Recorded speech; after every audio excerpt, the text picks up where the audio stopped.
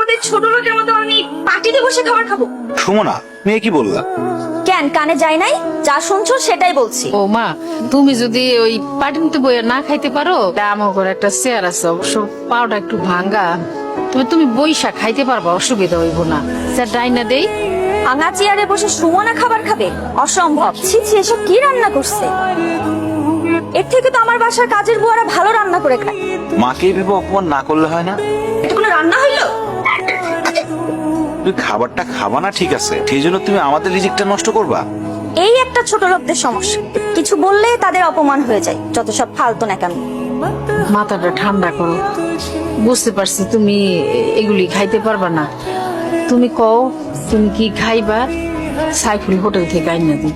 ভাবি, মা তো ঠিকই বলছে, তুমি বড়লোক মানুষ, তোমার এইসব খাবার পছন্দ নাই হইতে পারে। তুমি কি খাবা বলো? ফ্রাইড রাইস আর চিকেন ফ্রাই। মা, সেটা তো মেলা দাম। আমি সারাদিনে যে ইনকাম করি তা দিয়ে তো এক প্লেট ফ্রাইড রাইসও হবে না। এই বাসি পচা গন্ধ খাবার তুমি কোথা থেকে এনেছো? ওই যে আমাকে 3 রাস্তার মোড়ে যে দোকানটা আছে না, সুন্দর করে ওই দোকান থেকে আনছি। আমার সামনে নিজে বানাই দিছে। আমি কি ফুটপাতের খাবার খামি? তোর কাছে বড় কোনো চাইনিজ রেস্টুরেন্ট চোখে পড়ে নাই? মানে তোকে বিয়ে করছি বলে কি তুই আমার লেভেলটা ফুটপাতে নামে আনছোস? বউ, তুমি তো জানো আমি একজন গরিব সবজির দোকানদার। সবজি বিক্রি করে যা ইনকাম করি, তা তো বড় রেস্টুরেন্ট থেকে খাবার কেনার মতো সামর্থ্য আমার নাই। হারাম জাদা, তাই বলে কি তুই আমাকে ফুটপাত থেকে খাবার এনে খাওয়াবি? ধর, তোর খাবার তুই খা।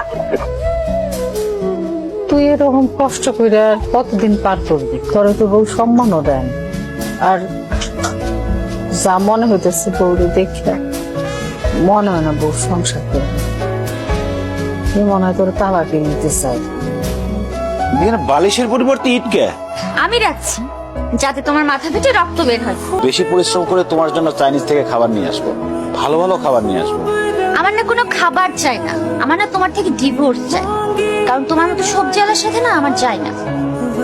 কি হলো, এরকম বজ্রপাত হয়ে যায় মানুষের মতো চুপচাপ বসে আছো কেন?